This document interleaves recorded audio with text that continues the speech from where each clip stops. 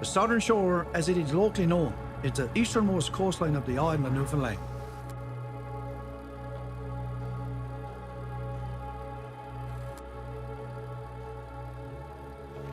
It proudly reaches into the Atlantic Ocean and hosts some of the oldest settlements in North America, complete with colourful names such as Petty Harbour, Bay Bulls, Mobile, and Burnt Cove.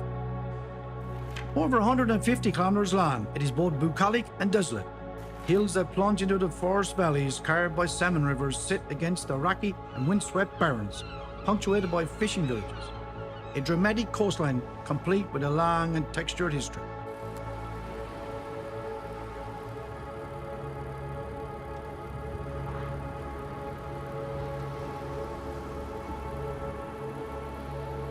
This series celebrates the unusual, the courageous, and the quirky stories that seem to define the communities of the area. And while some are known by locals, the finer details are unknown to others.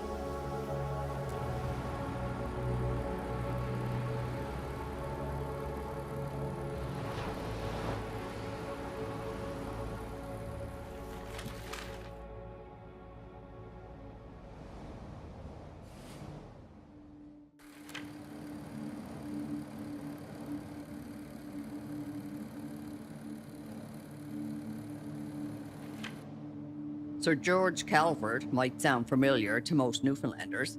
That's where Calvert got his name, actually. Used to be called Capelin Bay. But this is the story about Ferryland, not Calvert, mostly.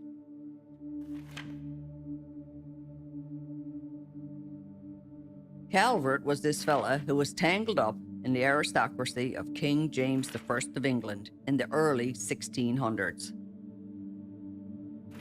Somehow, he ended up with a significant piece of land, or province at the time, in Newfoundland. This stretched down most of what is now known as the Southern Shore. Calvert was also known by his noble name, Lord Baltimore, another name that might sound familiar to you. In 1621, Calvert, or Lord Baltimore, or whatever you want to call him, sent a crowd of people from England to Ferryland. He sent them over to establish the first permanent European settlement in North America. And these people became, really, the very first settlers in what will eventually be known as Canada. But then again, there's also Cupid's, which had colonists settled almost 10 years earlier. History isn't always clear as a pie.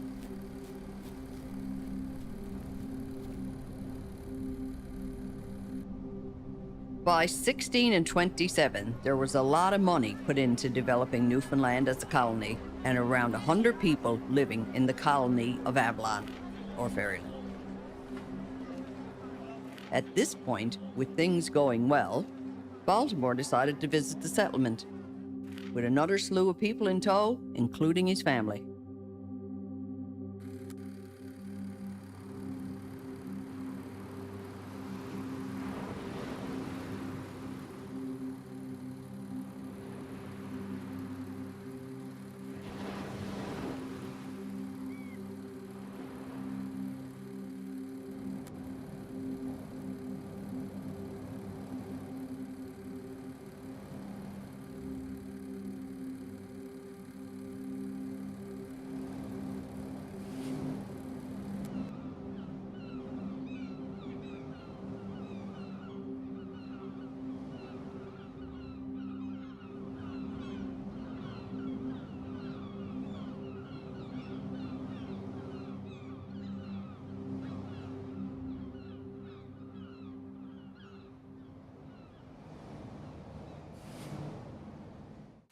His first winter was mild and his spirits were high, writing that this place was wonderful and habitable.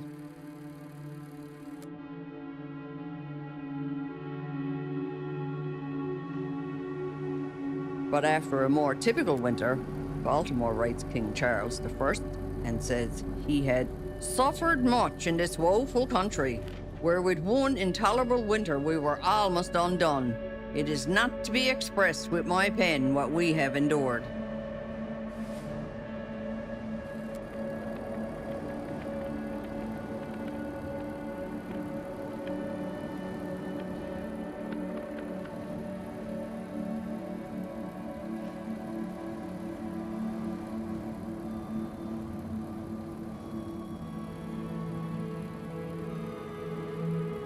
So, he only lasted a single winter in Newfoundland before deciding to commit the place to the fishermen and take off for what is now Maryland. You might know the capital as Baltimore.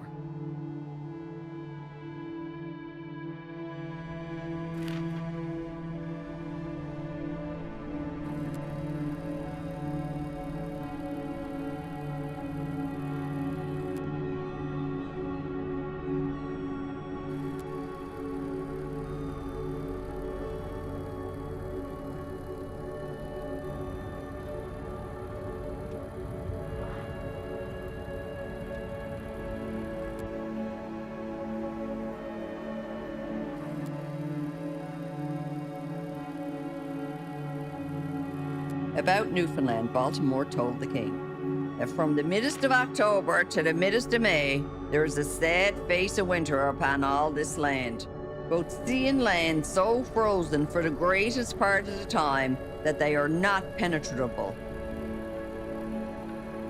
No plant, no vegetable thing appearing out of the earth until it be about the beginning of May, nor fish in the sea, besides the air so intolerable cold as it is hardly to be endured.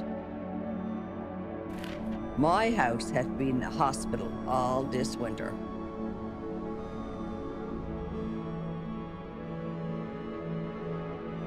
Doesn't really sound like much has changed in 400 years.